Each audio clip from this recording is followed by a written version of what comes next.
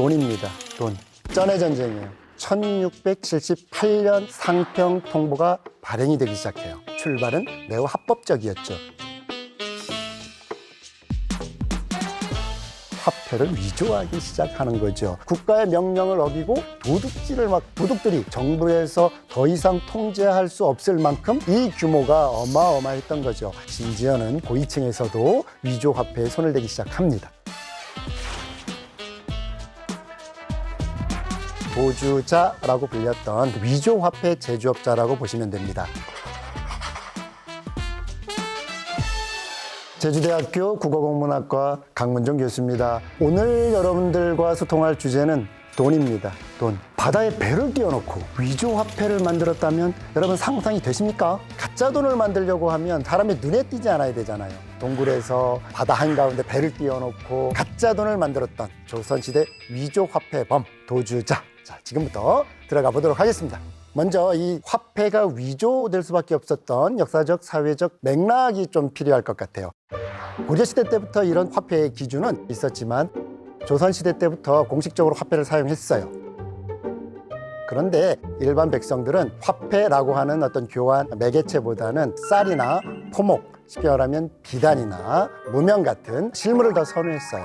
그런데 장거리 무역을 하거나 또는 시장에서 거래한다거나 할 때 운반도 힘들었고 보관하기도 굉장히 힘들었죠. 특히 임진왜란 이후에 농업이라고 하는 생산 기반이 완전히 붕괴되고 병자호란으로 넘어가면서 더더욱 황폐화되기 시작하죠. 민간 생활은 물론이고 국가 재정에도 크게 문제가 생기기 시작합니다. 그렇기 때문에 동전의 유통에 대해서 다양하게 논의가 되지요. 1678년 숙종 때 상평통보가 발행이 되기 시작해요. 본격적으로 이제 유통체계가 마련이 되는 거죠. 조선의 화폐, 가장 대표적인 화폐, 상평통보라고 했습니다. 상평통보. 납작하게 되어 있으면서 둥근 모양이죠. 중앙에 네모난 구멍이 뚫려 있어요.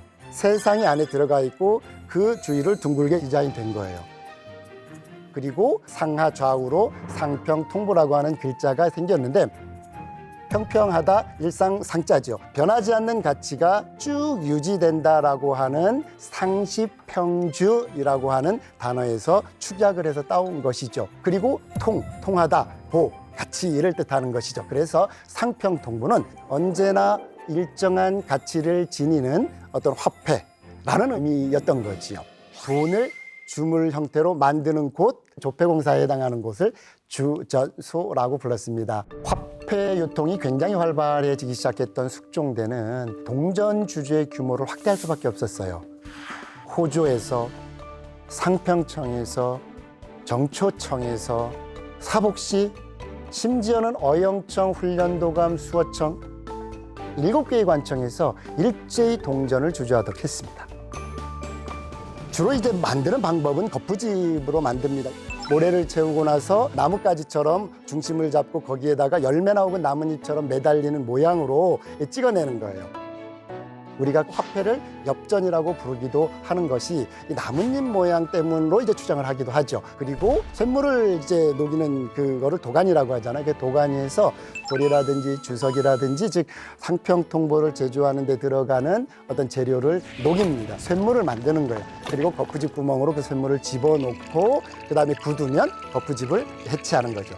그런데 이제 거푸집이 아무리 정밀한다 하더라도 중간중간에 약간 좀 거칠어요. 그거를 부드럽게 쭉 갈아서 상평통보가 이제 완성이 되는 겁니다. 그런데 문제가 이제 되는 건 뭐냐면 이게 위조, 즉 가짜 돈이 이제 성행하기 시작을 하지요. 18세기 초를 지나면서 화폐의 통화량, 유통이 어마어마하게 늘어납니다. 그리고 이것이 18세기 중반을 전후해서 화폐 경제가 완전히 시장에서 정착하게 된 거죠. 그러니까 당연히 화폐의 유통은 많아지겠죠. 동전을 제작하는데 정부의 힘으로만은 이제 부족하기 시작한 거죠. 그래서 동전의 제작을 민간으로 조금씩 이양하기 시작합니다. 전국 각지에 주전소를 만들고요. 상평통보를 이제 만드는 담당자의 임금을 직접 가지고 갔다는 거죠. 그러니까 이게 기가 막힌 거죠. 이게 민간이 개입될 수밖에 없는 거죠. 화폐 제작 기술이 국가의 통제를 벗어나면서 국가의 명령을 어기고 불법으로 만들어지는 데에 동원되기 시작을 하죠. 그래서 민간에서 주조를 할 때 사적으로 재료를 조금씩 첨가하기도 하고 제조하다가 남는 재료를 사적으로 이용하기도 하고 구리를 대신하여 가격이 저렴했던 납이라든가 흑연을 또 사용하기도 합니다. 그러다 보니까 구리가 남아돌 경우 그거를 사적으로 활용할 수 있는 여지가 또 생기는 거죠. 구리 제품들이 민간에서 많이 있었잖아요. 그런데 똑같은 무게로 돈을 만들어서 팔게 되면 3배 이상의 이익을 낼 수 있었고 그러다 보니까 심지어는 집에 있는 놋그릇들이 막 절도를 당하는 그런 사건들이 또 발생하기 시작하는 거죠. 상평통부의 주조는요, 시장 가치가 굉장히 높아요. 적게는 2배, 많게는 5배의 시장 가치를 형성했기 때문에 이익이 많이 나는 데에 사기 위조가 없을 수가 없겠죠. 화폐의 위조가 조직적이고 기업화됩니다. 남녀노소를 불문하고 이제 집단을 형성해서 은신처를 마련하고 그곳에서 화폐를 위조하기 시작하는 거죠. 정부에서 더 이상 통제할 수 없을 만큼 굉장해집니다. 19세기에 이제 한장석이라고 하는 분은 시중에 위조 화폐가 너무 많이 풀려 있어. 이건 너무너무 심각해라고 지적하는 어떤 기록도 나올 정도예요. 화폐 위조가 심각해지기. 자, 정부는 화폐 위조를 강력하게 단속하기 시작합니다. 그러다 보니까 위조 화폐를 제작하는 업자들은 서울을 떠납니다. 산속으로 들어가기도 하고 섬으로 가서 위조 화폐를 만들기 시작하지요. 승정원 일기 1724년 기록인데 인천 앞바다에 있는 선갑도라고 하는 섬이 있어요. 여기에서 위조 화폐가 제작되고 있다는 제보를 받습니다. 그래서 급습을 하죠. 그런데 이 단속 정보가 새 나갔던 거예요. 위조 화폐 제작업자들이 전부 도망칩니다. 급하게 도망을 치다 보니 그들이 만들었던 중요한 재료들을 챙기지 못하고 도망가요. 근데 가지고 가지 못했던 것만 수거한 것이요. 구리가 3,000근, 납이 2,000근, 석탄이 200섬. 압수물만 보더라도 위조를 했던 그 양은 우리가 굉장히 생각할 수 없을 만큼 어마어마했던 것을 추정할 수 있습니다. 위조 화폐에 관련된 내용들이 이옥이라고 하는 분의 문학작품에 등장하기 시작해요. 석굴도주사라고 하는 글이 하나 있는데요. 경상남도 진주 지역에서 토폭군이자 영탐꾼이라고 되어 있어요. 이름은 허남입니다. 그러니까 형사이자 정보원의 역할을 했던 사람이라고 보시면 되는데요. 시장에 갔더니 허남의 눈에 굉장히 사치스러운 소비를 하는 3명의 여성이 등장하는데요. 이 구입하는 물건이 너무너무 어마해서 물건을 운반하는 짐꾼이 5명이나 있었어요. 사대부가 여성은 같지 않은데 과소비를 하고 짐꾼을 동원해서 이동해 따라가 봤어요. 그래서 도착한 곳이 고성 지방에 있는 큰 동굴이었어요. 그 안에 가봤더니 이제 쇠를 녹이는 시설만 10여 개. 가짜 상평 통보를 만들고 있었습니다. 엄청났다는 겁니다. 고민했겠죠. 여기서 바로 잡을까?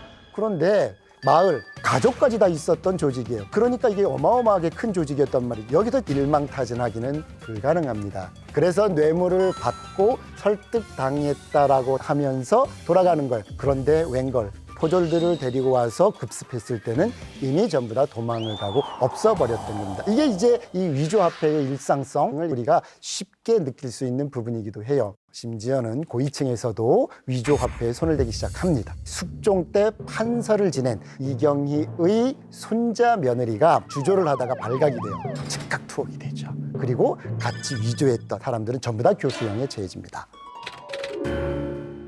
화폐를 제조했던 관리들조차도 위조에 참가하기도 하죠. 43만 양을 실제로 만들어요. 그리고 문서로는 25만 양만 주조했다고 보고하는 겁니다. 나머지 18만 양은 취하는 겁니다.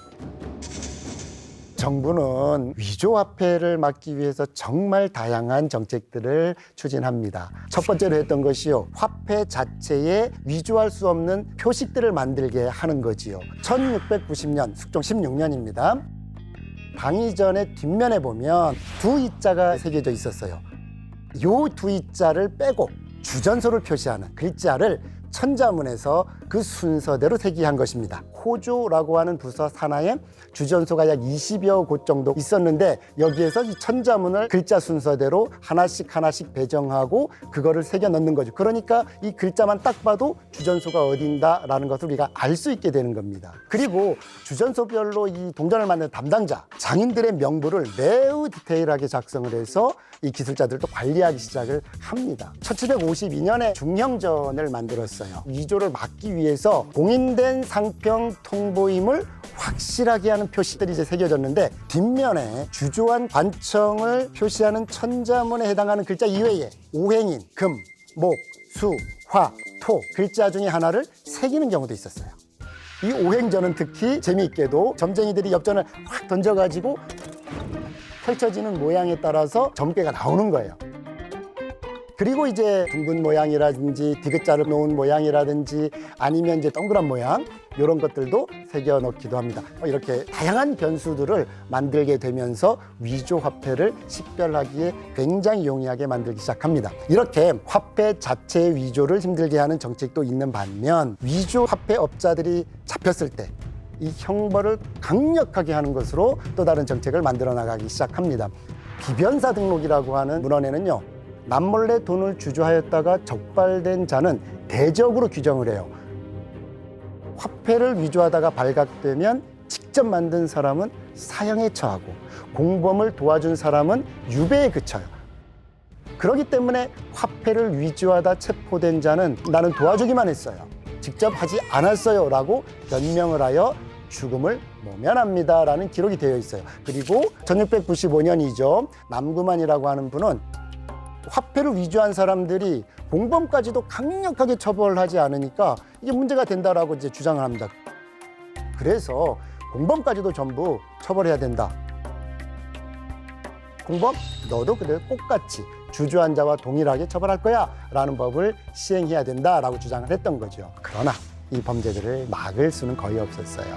어마어마한 이득이 오기 때문에 목숨을 걸고 했는데 이거를 어떻게 막겠습니까? 그래서 숙종은 상평 통보를 위조한 도주자를 교수형에 처하고 관여한 자들에게도 굉장히 큰 형벌을 내리도록 했습니다. 그럼에도 불구하고 위조 화폐는 줄어들지 않습니다. 결국 사형을 처할 것을 명령하기 시작하죠.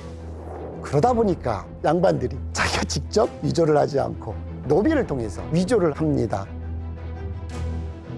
결국 이제 순조는 동전의 주조를 직접 그럼 니들이 한번 맡아라고 하는 기술을 아예 오픈해버리기도 합니다.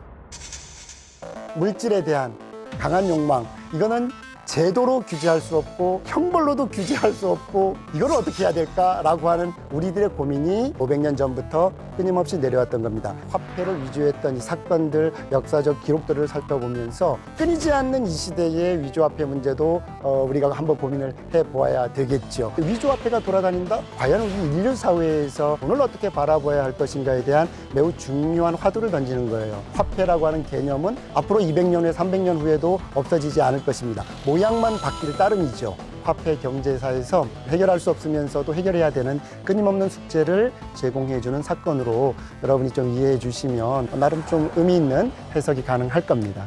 마치도록 할게요. 안녕하세요. 제주대학교 국어국문학과 강문중 교수예요. 자, 오늘 여러분들에게 소개해 드릴 것은요, K-뷰티입니다.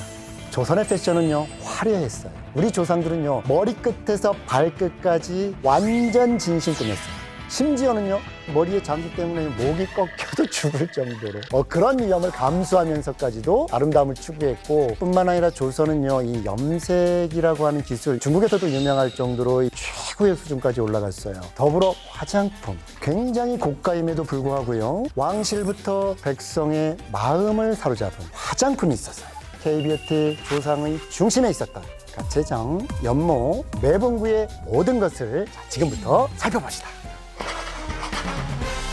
자, 조선시대 때 가발 얼마나 인기가 많았던 걸까요? 여러분, 남성은요 주로 갓근과 옥으로 만든 관자, 이 가세 이제 장식품들입니다. 그리고 놀랍게도요 조선 초기까지는 귀걸이를 했어요. 임진왜란 때 이제 이 잘려나간 귀가 조선인 건지 일본인 건지를 구별하기 위해서 귀를 보고 구멍이 뚫려 있으면 이건 조선인의 귀다라고 판명을 할 정도로 남성들의 귀걸이 문화는 조선 초에 굉장히 흥행을 했습니다. 자, 여성은요 아주 풍성한 그 가채와 비녀, 그리고 이제 각종 놀이개로 이제 치장을 했습니다. 특히 머리숱이 많아 보이도록 덧넣은 머리를 다리라고 불렀는데요. 이러한 다리를 넣어서 머리를 풍성하게 꾸미는 것이 이제 유행이었던 거죠. 이것은 연산군 때 굉장히 절정에 이르렀어요. 연산군은 이제 1502년 공주들의 의뢰에 쓴다는 이유로 다리 150개를 이제 바치라고 하는 명령까지 내렸던 적이 있습니다. 왕실에서도 포기하지 못했던 가채, 이 가채를 만드는 장인, 가채장이라고 불렀는데요. 자, 근데 궁금하잖아요. 여러분들 조선시대 때는 머리를 함부로 못 잘랐잖아요. 이게 효도에 어긋나서. 자, 그렇다면 가채에 쓰이는 머리카락은 어떻게 구했을까요? 이 당시까지만 하더라도 인조모가 없었잖아요. 대부분 이제 실제 머리카락으로 만들었단 말이죠. 남성들은 상투를 만들 때 가운데 머리를 잘라요. 가장 예쁘고 아름다운 상투는요, 그러니까 계란보다 조금 이렇게 큰, 이렇게 여러분이 손으로 이렇게 잡아보면 동그스름하게 되는 이 상투가 가장 맵시 있는 상투예요. 그런데 머리숱이 많은 사람들은 이 상투를 못 틀어요. 뭉툭하게 돼버린단 말이에요. 그러면 이것을 작고 예쁘게 하기 위해서 이 가운데 머리를 자르고 옆에 머리를 이렇게 모아서 상투를 틀면 머리숱이 많은 남성들은 아주 예쁘게 이제 만들 수 있어요. 이렇게 하는 거를 이제 패코친다라고 이야기를 하는데, 여성들은요 그 머리카락으로 가채를 얹어 아름다움을 더했던 것이죠. 그리고 이 죄수들의 머리카락, 이것도 굉장히 많이 활용이 됐고요. 또 승려가 되기 위해서 머리를 자르잖아요. 이 머리도 가채를 제작할 때 썼습니다. 그래서 이 가채를 만들 때는요 단순히 그냥 따은 게 그게 전부는 아니었어요. 걷어들인 머리카락, 대부분 다 남자들의 머리카락이죠. 그러다 보니까 이제 각각 모질이 전부 다 달랐습니다. 검은 구름처럼 풍성하면서도 윤기가 잘 흐르는 이제 가채를 만들려고 하면 다양한 기술이 필요했던 거예요. 그래서 제일 먼저 했던 것은 뭐냐면 약품을 써서 머리카락을 균일하게 다듬어요. 영조 정순후 가래 도감의에 따르면 이제 가채를 만드는 것이 굉장히 자세히 나와요. 뭐 당주홍, 홍합사, 황밀, 송진, 주사, 마사, 뭐 홍향사, 소금, 참기름 등등등 이런 재료를 썼다라고 언급이 되고요. 수거한 머리카락을 그곳에 담가서 탈색했습니다. 이 탈색한 머리카락을 아주 짙은 검은색으로 다시 염색을 합니다. 특히 머리카락을 염색하는 것은 고도의 기술이 또 필요합니다. 굉장히 복잡한 과정이죠. 그 다음에 빗으로 가지런하게 빗어서 따서 이 촛농으로 고정했어요. 이렇게 해서 기본 모양새가 잡혀지는 거죠. 그리고 나서 거기에다가 광택을 이제 내면 검은 구름처럼 풍성하면서도 윤기가 흐르는 가채가 완성이 됩니다. 이렇게 복잡한 과정을 거치면서 만들어진 가채, 얼마였을까요? 여러분 놀라지 마십시오. 가채 하나가요 초가집 6, 7채는 살 수 있는 가격이었습니다. 그런데 갈수록 이렇게 풍성해지는 가채가 굉장히 유행했어요. 이것 때문에 목이 부러져서 죽은 여인이 나타나기도 합니다. 이게 이제 이덕무라는 분의 청장관 전서에 나와 있는 건데요. 근래에 어떤 집에 13살 난 며느리가 가채를 높고 무겁게 만들었다가 시아버지가 방 안에 들어오자 며느리가 갑자기 일어나서다가 가채에 눌려 목이 부러졌다. 그러니까 이게 얼만큼 크고 무거웠는가를 우리가 가늠해 볼 수가 있죠. 이렇게 풍성해지고 커진 만큼 가격도 치솟았던 거지요. 가채로 인한 사치 풍조가요 정점에 달하자 가채 금지령이 선포되기에 이르릅니다. 사치는 물론이고 이제 죽음까지 발생을 했잖아요. 그러니까 영조는 이 가채를 금지시키는데 굉장히 중요하게 생각을 했어요. 그래서 쪽집머리를 하되 족두리로 장식하라라고 했지만, 그러나 이게 잘 지켜지지를 않았어요. 결국 다시 가채를 사용하라고 명령합니다. 그러니까 정조 때도 마찬가지로 가채를 법적으로 금지하는 가채신금 3호, 그걸 이제 만들게 되었는데요. 가채 금지를 법으로 공표하면서요, 한문으로 이제 그거를 초안을 잡고 한글로까지 번역을 해요. 그런데요, 가채는 인기가 식을 줄 몰라요. 왕이 금지하는 명까지 냈으니까 약간 자제하는 모습은 보여요. 크기도 조금 작아지고 그 다음에 모양도 조금 단순해지긴 하지만 이게 조선이 망할 때까지 가채는 사라지지 않습니다. 최근에 우리나라의 어떤 사극이라든가 이런 것들이 해외로 많이 나가고 또 아이돌들에 의해서 이제 한복이 굉장히 해외에서 많이 화제가 됐죠. 특히 한복의 컬러풀한, 그러니까 이 고운 색깔, 이거 굉장히 극찬을 받아요. 그런데요, 조선은 어땠을까요? 마찬가지입니다. 조선시대 역시 뛰어난 염색 기술을 가졌어요. 중국이 부러워할 정도로. 그 정도로 뛰어난 염색 장인들, 이런 사람들을 우리는 연모라고 칭했고요. 연모 덕분에 염색 기술은 급격히 발전을 합니다. 그런데 우리 조상은 이제 백이민족이다 불릴 정도로 흰 옷을 즐겨 입었죠. 근데 어떻게 조선시대는 이 염색 기술이 이만큼 발달할 수가 있었을까요? 삼국시대 때부터 흰 옷을 즐겨 입었어요. 한반도에 살았던 사람들은. 심지어는요, 19세기 말 우리나라를 방문했던 서양의 이제 사람들, 이런 사람들이 시장을 딱 보면서 마치 솜밭에 온 것 같다라고 묘사할 정도입니다. 그런데 실제 흰색은 우리나라에서는요, 전쟁과 죽음을 상징했습니다. 그래서 원래 이제 상복이 하얀색이었어요. 조선 사람들은 상복을 자주 입을 수밖에 없어요. 왜 그러냐면 팔촌 이내의 친척들은 상을 당하면 상복을 입게 된 것이 법이었고요. 특히 왕실에서 상이 나면 일정 기간 동안 조선의 백성들은 또 상복을 입어야 했단 말이에요. 그러니까 가난한 백성들은 대부분 다 옷이 단벌이었는데 상복과 일상복을 같이 할 수 있는, 그래서 하얀색 옷을 굉장히 즐겨 입었던 거예요. 근데 이것이요, 정부에서도 굉장히 골치 아파했어요. 평상복과 상복이 구분 없으니까 유교적 예법에 맞지도 않아. 특히 우리나라를 상징하는 색은 푸른색인데, 그래서 푸른색 옷을 입으라고 권장까지 해요. 심지어는 세종대왕께서는요, 관원들에게 푸른색을 입으라고 직접 이제 명령까지 해요. 관원들은 어떻게 합니까? 전하, 염색값이 너무 비싸요. 이거 정말 힘들어요. 라고 이제 말을 하죠. 비용 때문에 이것을 수용하지 못했던 겁니다. 그러면 도대체 얼마나 비쌌을까요? 조선의 염색은 정말 뛰어났어요. 그래서 품질은 매우 좋았습니다. 이거는요, 이제 중국에까지 잘 알려진 사실인데, 송나라 사람인 왕운이라고 하는 사람이 계림지에 따르면 고려는 염색을 잘하는데 특히 홍색과 자색이 매우 아름다웠다 라고 하죠. 조선의 자주색 비단에 반해서 10필이나 넘게 염색을 해간 중국 사신도 있었어요. 그런데 지금처럼 화학약품으로 염색한 게 아니잖아요. 염색값은요, 직물과 색상에 따라 그 가격이 달랐어요. 좀 조선 말기 기록에 해당해요. 만기 요람에 의하면 자주색 명주는 노란색 명주의 5배가 됐고요. 붉은색 모시는 노란 모시의 10배가 됐다는 거죠. 부자들은 부의 상징으로 화려한 옷을 사치스럽게 입었다는 거죠. 그러면 연모는 부자였을까요? 그렇지는 않았던 것 같아요. 고종 때 물가 경제의 어떤 지표들이 기록되어 있는 탁지준절이라고 하는 기록물이 있어요. 이 기록물에서는 연모에게는 수공포라고 하는 이제 수공비를 지급했는데요. 비단 10필을 염색해야 3배 한 필이 될까 말까 할 정도입니다. 이것은 쌀로 환산을 하면 대여섯 말 가격 정도가 돼요. 최고의 기술자인 염색 전문가들, 이 연모들 덕분에 조선의 염색은 엄청나게 발전을 했고요. 우리의 한복은 아름다워졌고, 그럼에도 불구하고 이분들에게 어떤 처후는 뭐 그렇게 훌륭하진 않았다고 생각이 듭니다. 마지막으로 우리가 살펴볼 것은 화장인데요. 조선은요, 화장의 나라였습니다. 이 화장품을 방문 판매했던 사람들을 우리는 이제 매매할 매자에다가 가로 분자, 이 분자가 화장을 의미해요. 매분구라고 불렀습니다. 이 화장에 대한 기록은요, 왕실뿐만이 아니라 이 사대부의 여성들까지도 굉장히 다양하게 등장을 해요. 기생들을 왕실로 불려들여서 연희를 자주 했던 연산군. 연산군은 진짜 이 여성의 미용에 굉장히 민감했어요. 특히 이 화장품을 전담하는 보염석까지, 즉 쉽게 말하면 부사를 하나 만들 정도예요. 왕실에서 필요한 각종 의복과 이제 화장품을 공급하는 일을 전담하기까지 해요. 또 굉장히 유명했던 문인이에요. 유희춘이라고 하는 분이 나와요. 근데 아내가 이제 화장품을 팔아서 남편 유희춘의 집무실을 이제 만들었다는 기록도 있을 정도예요. 그러니까 화장품이 얼마나 높은 관심을 받았는지 우리가 잘 알 수 있는 거죠. 수요가 증가하면서 유통도 굉장히 활발하게 이루어집니다. 당시 남녀를 분류하고요. 가는 허리와 하얀 피부는 피부는 절대 포기하지 못했어요.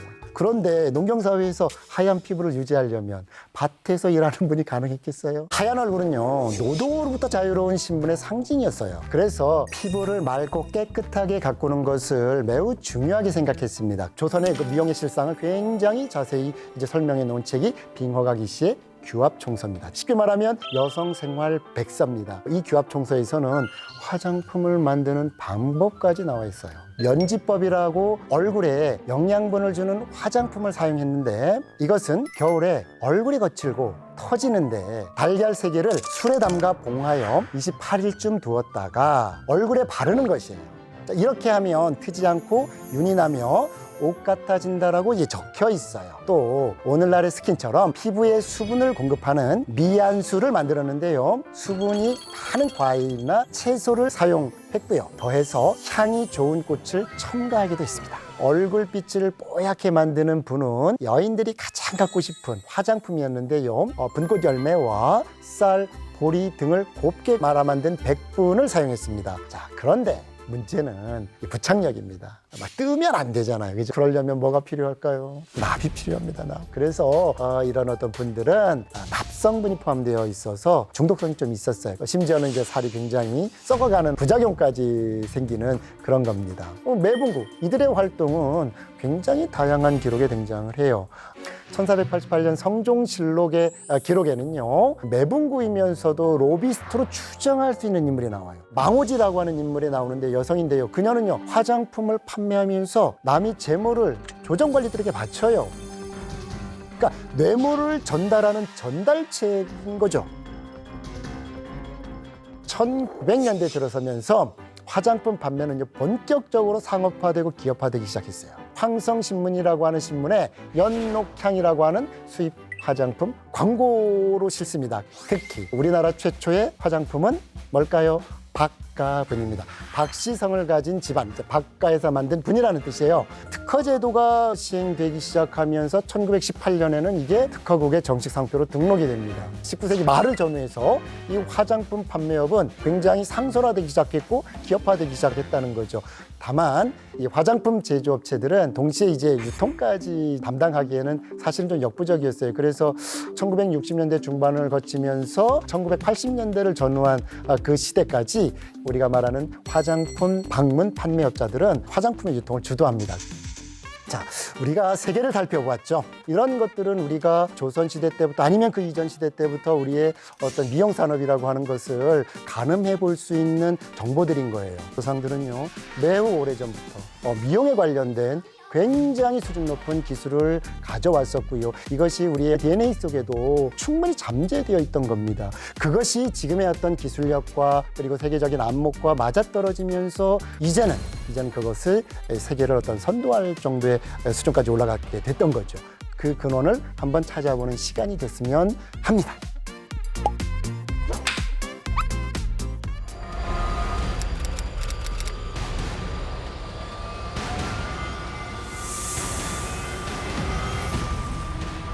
뱀이라고 하는 것이 효능도 있고 독성도 있잖아요. 이거에 대한 이야기들이 굉장히 많이 이제 전해져요.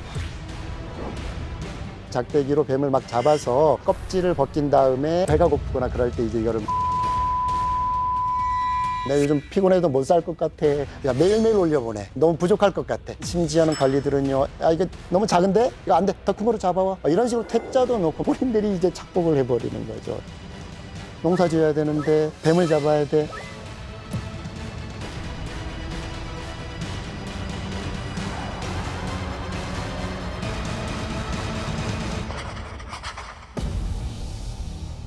안녕하세요. 제주대학교 국어문학과 강문종 교수입니다. 조선시대 직업 중에 하나가 땅꾼이라는 직업이 있어요. 농사 짓는 사람 뭐라고 하죠? 농사꾼. 장사하는 사람 장사꾼. 그러면 뱀 잡는 사람 이거 뱀꾼 이렇게 해야 맞을 것 같잖아요. 그러나 우리는 늘상 땅꾼이라고 하잖아요. 이거 왜일까요?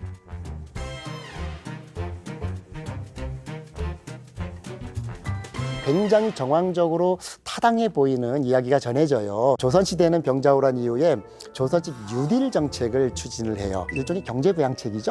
왕실 건물을 산성을 파괴된 왕릉을 복원하고, 특히 여러분 서울 청계천 복원할 때 많이 들었을 겁니다. 영조가 청계천을 준설했다는 것. 모래와 흙 이런 것들을 쭉 파내는 걸 우리는 준설 작업이라고 해요. 영조가 이 준설 작업을 하면서 빈민들을 많이 고용을 합니다. 청계천을 준설하면서 동시에 경기를 부양했던 거죠. 그러다 보니까 지방에서 빈민들이 한양으로 몰려들겠죠. 그런데 이 일이 끝나면 그럼 어디 가서 살아요?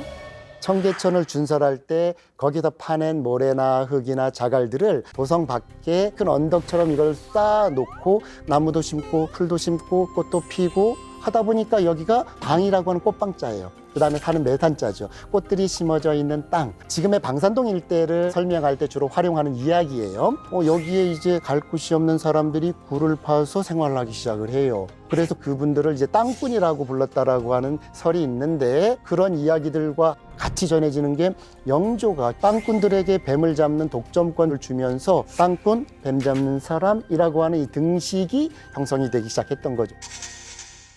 이 땅꾼 정말 없어서는 안 될 존재입니다. 왜 반드시 필요했냐면 이 뱀들을 왕실로 납품을 했기 때문에 그래요. 이 연산군이 굉장히 피곤했었나 봐요. 어느 날 아침에는.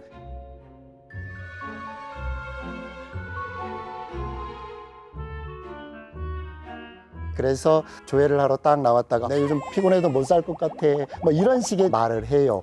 그래서 당시 경기도 관찰사라고 하는 윤금손이라는 분이 뱀 한 상자를 이제 바쳐요. 근데 이 연산군은 야, 매일매일 올려보내, 너무 부족할 것 같아 라고 이제 명령을 합니다. 뱀을 직접 먹었다라고 하면 수백 마리 이렇게 필요하진 않았습니다. 그런데 백화사라고 하는 독사 종류의 하나인데요, 불구스름한 빛이 나는데 줄무늬가 좀 있는 그런 뱀이에요.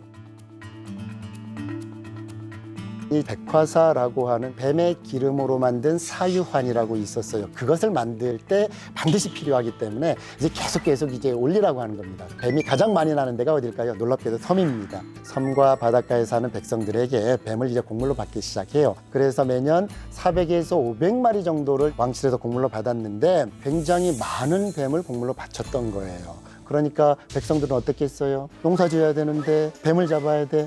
심지어는 살아있는 채로 깔끔하게 잡아야 하고요. 껍질에 상해서도 안 돼요. 너무 힘들겠죠. 그리고 더 기가 막힌 거는 이 사용 기한이 1년을 못 넘어요. 이제 썩어버립니다. 곰팡이 피어버리고. 매년 사유환을 계속 만들었던 거예요. 그러다 보니까 매년 뱀이 이제 올라와야 되는 거예요. 그래서 뱀 진상이 너무너무 힘들었다는 기록들이 굉장히 많이 있어요.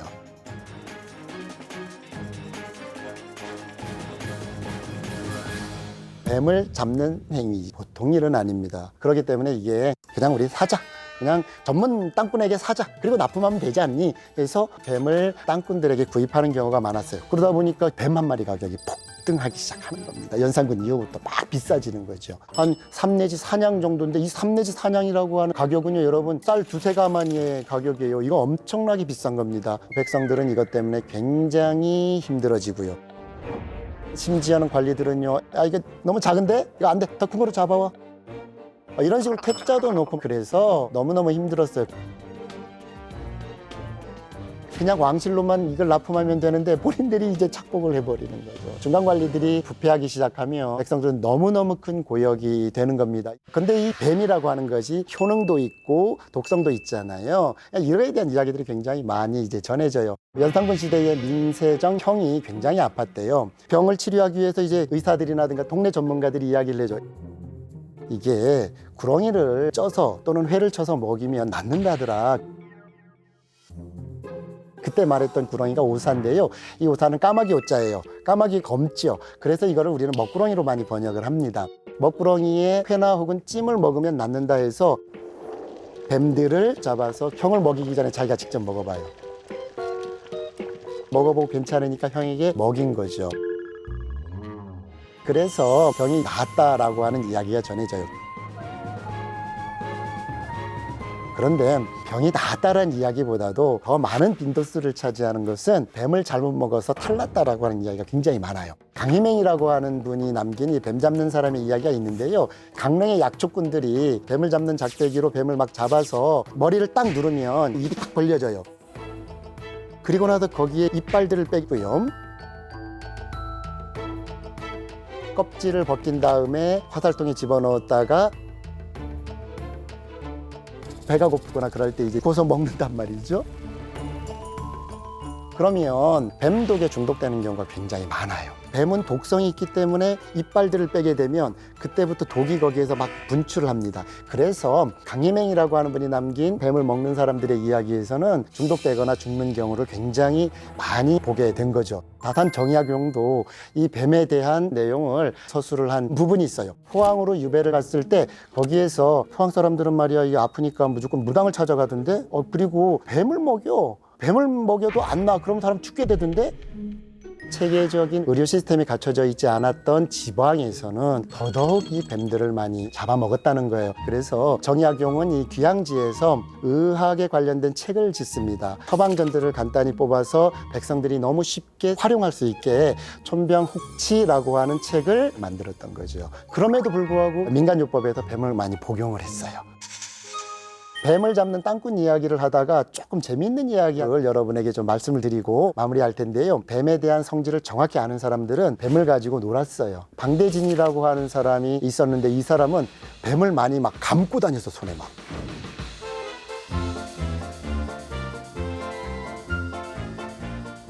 그 다음에 굉장히 재미있는 이름이에요. 없을무에 마늘 따자에 말씀원, 무다언이라고 하는 사람이 있어요. 이 사람은요, 지금 서커스를 볼 때 나오는 것처럼 뱀을 막 목에 감고 다녔어요.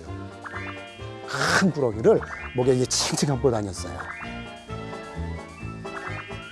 이분들은 뱀의 특성을 정확히 간파한 거예요. 그렇기 때문에 이 뱀에 대해서 자유자재로 활용했던 사람입니다. 땅꾼의 가장 기본적인 덕목은 뱀의 특성을 아는 거였습니다. 땅꾼들은 뱀의 습성을 정확히 파악했기 때문에 이것을 직업으로 삼을 수 있었던 거예요.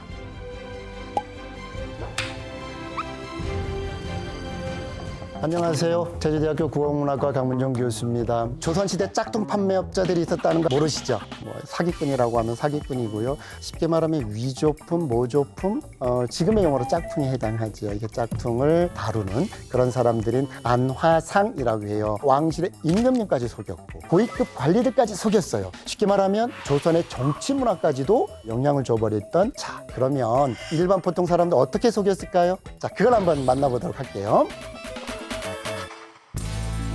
윤기라고 하는 분이 이제 그 모명자집을 보면 그렇습니다. 도라지를 인삼으로, 까마귀 고기를 꿩고기로, 말고기를 소고기로 속이는 자도 있고, 누룩에 술찌개미를 섞고, 메주에 팥을 섞는 자도 있다. 요즘은 소금이 귀한데 간신히 사고 보면 메밀가루를 섞어 놓았다라는 어떤 기록들이 있어요. 이런 짝퉁들이 굉장히 횡행하였고 그런 것들을 안화상이라고 하는 존재들이 다루었어요. 짝퉁 판매업자 왜 생겼을까요? 조선시대 후기로 넘어오면서 경제가 굉장히 발달했어요. 난전이라고 하는 곳이 난립했던 서소문 일대의 시장이 쫙 이렇게 형성이 됐었는데 기록엔 그래요. 사람들이 어깨를 닿을 정도로 많다. 굉장히 사람들이 많았고 거기에서 활동을 주로 많이 했었어요. 짝퉁이 뭐가 많았을까요? 타치품들, 사치품 중에서도 장식품들. 조선에서 이 우아한 물건을 만들 때 많이 사용되는 원재료가 있어요. 그 원재료 중에 가장 대표적인 것이 바닥거북이 등껍질이라고 하는데 이건 황대모라고 칭하기도 했어요. 이것이 어떻게 짝퉁으로 제작되고 거래됐는지에 대해서 잠깐 여러분에게 소개를 해드릴 텐데 여기에 이제 재밌는 이야기가 있어요. 이생이라고 하는 사람이 있었어요. 서울에. 이 사람은 그 난전이 막 난립했던 서소문 시장에서 태어나고 자라고 살아가는 사람이에요. 야, 나는 있잖아, 그거 속지 않아. 야, 나는 시장에서 태어났잖아. 그리고 시장에서 살아. 시장이라고 하는 그 원리를 난 잘 알거든. 내가 왜 짝퉁 상인에게 속겠니? 호언장담을 해요. 그리고 시골에서 올라온 짝퉁 판매업자들한테 속아서 넘어가는 사람들을 보고 막 비웃어요. 그런데 어느 날 거리를 또박또박 걸어가는데 꼬마하고 어른이 막 싸우는 장면을 목격을 해요. 이거 10전 정도 주세요, 아저씨. 야, 웃기는 소리 하지 마. 이게 뭐 10전이야, 임마. 깎아. 아니에요, 안 돼요. 막 이런 거예요. 그래서 그 꼬마가 그 상인한테 막 욕을 해요. 그리고 나서 막 도망쳐버려. 그런데 그 꼬마가 갖고 있는 그것이 이제 황대모였거든요. 이생이 보니까 정말 이게 뭔가 황대모 같거든요. 그래서 이거 꽤 되겠는데, 야, 너 10전 달라 그랬지? 나 12전 줄게. 이렇게 해가지고 더 비싸게 구입을 해요. 그리고 나서 이제 나중에 알고 봤더니 이게 염소뿔로 만든 가짜, 그러니까 짝퉁 황대무였던 거죠. 그거를 속았기 때문에 밝히지도 못했을 거예요. 그리고 나중에 알고 봤더니 그 아이와 그 거래하려고 했던 상인은 또 아버지 아들 사이였어요. 그러니까 결국 본인이 호언장담했잖아요. 야, 나 안 속아, 웃기지 마. 그러나 속아 넘어간 거죠. 그 다음에 여러분이 조선시대 때 짝퉁 제작이 정말 활발하게 이루어졌던 분야가 있어요. 인삼입니다. 인삼은 증본 문헌비고라고 하는 곳에 보면 전남의 동북, 그 다음에 경주 지방에서 굉장히 오래전부터 야생삼을 채집해서 이제 재배를 했다는 기록들이 나와요. 특히 본초 강목이 1552년에 이제 거의 완간되는데요. 이게 중국 문헌이잖아요. 근데 여기에 조선의 인삼이 재배가 되고 거래됐다는 기록이 있어요. 근데 이 가짜 인삼이 판을 쳤단 말이죠. 매우 중요한 것은요, 왕을 속이기까지, 왕을. 임금님이 직접 접하게 될 진상품까지도 가짜 인삼이라고 하죠. 이걸 만들어내기 시작해요. 가짜 인삼의 용어는 크게 두 가지가 있는데요. 부삼이라고 하는 단어가 있고 이제 조삼이라고 하는 게 있어요. 부삼은 뭐냐면 붙인 거예요. 도라지라든지 혹은 더덕이라든지 이런 걸 가지고 악유풀로 붙이는 거를 이제 부삼이라고 해요. 그 다음에 조삼은 만들 조자잖아요. 가장 대표적으로 인삼 껍질을 이렇게 그대로 유지하고 소개가를 파내고 거기에다가 풀을 집어넣어서 이제 만든 것들을 조삼이라고 했는데요. 이게 얼마나 심했으면 이것을 법률로 제정까지 했습니다. 부삼, 조삼 등은 적발되는 대로 속공하고 삼상은 이제 인삼을 다루는 상인이라 상인들은 모두 좋은 전율로 처벌한다. 좋은 전율은 뭐냐면 위조화폐를 만드는데 그 위조화폐와 같은 죄목으로 처벌한다. 굉장히 그러니까 엄격하게 다뤘던 거죠. 뿐만 아니라 승정원 일기라든가 비변사 등록 거기에 굉장히 많이 가짜 인삼의 문제들이 이제 올라와 있죠. 이거 왜일까요? 인삼 수요가 갈수록 늘어나요. 당초의 왕실이라든지 혹은 외국에 어떤 사절로 보낼 때 보냈던 것들이 경제가 발전하고 사람들의 건강에 관심을 갖기 시작하고 병을 치료할 때도 돈이 생기니까 좋은 약재를 사게 되죠. 그러니까 인삼은 도저히 이거는 수요를 맞출 수가 없어요. 그런데 공교롭게도 화전을 개간하기 시작을 하다 보니까 산지가 줄어들어요. 두 번째, 이것이 가장 큰 문제였을 것 같아요. 대동법을 시행하다 보니까 공인이라고 하는 것은 대동미로 왕실의 물품을 조달하는 사람을 공인이라고 했어요. 공인들이 그러니까 대동미로 인삼을 구입하려고 하니까 너무 비싼 거야. 그런데 공인들은 대동미를 통해서 왕실로 빨리 인삼을 납품해야 되거든요. 그러다 보니까 이 공인들이 가짜 인삼을 많이 제작하기 시작을 하지요. 특히 무게를 늘리는 방법으로 납을 집어넣기도 하고요. 심지어는 꿀에 재서 무게를 늘리기까지도 하죠. 왜냐하면 인삼은 지금처럼 하나, 둘, 셋 낱개로 이제 판매한 게 아니라 무게로 했기 때문에 그래요. 무게로. 이렇게 조선 왕실의 임금님까지 속였고 고위급 관리들까지 속였어요. 뿐만 아니라 이것이 외교 문제까지 이제 발생을 합니다. 이미지가 굉장히 안 좋아지기 시작하는 거예요. 조엄이라고 하는 분이 이제 해사 일기에 기록해 놓은 내용들이 좀 있는데요. 여러분, 해사 일기는 일본을 외교 업무차 갔다가 기록해 놓은 것들, 조엄이라고 하는 사람이 메모를 해 놓은 건데요. 인삼은 이제 통신사 일행들이 한양에서 가지고 가는데 이게 꿀에 이거 푹 재서 무게만 막 늘려놓은.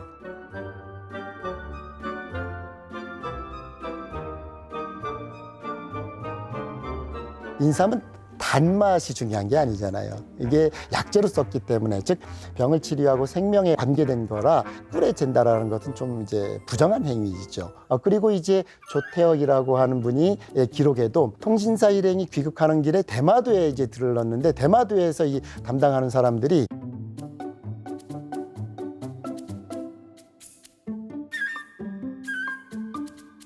물론 인삼을 캐는 이 채삼꾼도 중요하지만 이 장사치의 문제인 것 같아 라고 하는 기록들이 또 실려 있어요. 그래서 이런 기록을 보다 보면 이것들이 굉장히 외교 문제가 될 정도로 문제가 됐다는 것을 우리가 알 수 있는 내용들입니다.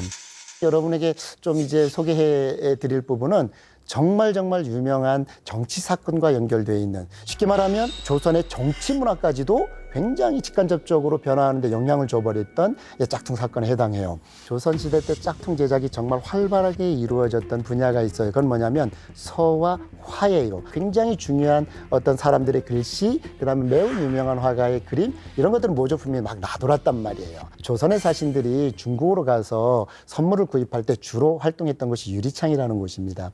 여기에서 조선인들이 책을 사고 비단을 사고 자기를 사고 그림을 사고 그다음에 글씨를 사고 했던 곳이에요.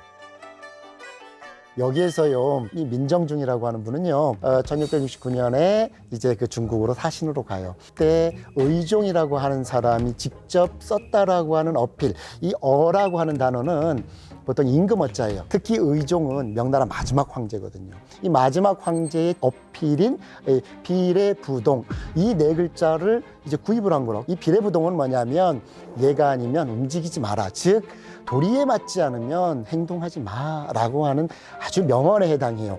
이제 이거를 딱 보고 나서 송시열, 노론의 가장 대표적인 인물이죠. 이 송시열이라고 하는 사람 감동을 합니다. 그래서 화양동 바위에 이거를 새겨 놓았습니다. 그리고 그 옆에 만동묘라고 하는 걸 만들어 놓았죠. 여기에 무엇을 기렸냐 하면 여러분이 잘 아시는 그 임진왜란 때 조선에 원군을 파견해 주잖아요. 이거를 조선이 망할 때까지 그 은혜를 잊어서는 안 된다고 얘기를 해요. 두 황제를 기리는 만동묘를 만들었던 거죠. 여기가 이제 노론들의 가장 상징적인 장소가 되어버려요. 그런데 이제 그때 청나라를 우리가 배척하자 또는 청나라를 우리가 정벌해야 돼 뭐 이렇게까지 이야기를 할 정도로 하면서 그 이념을 만들어내는데 여기가 상징적인 역할을 합니다.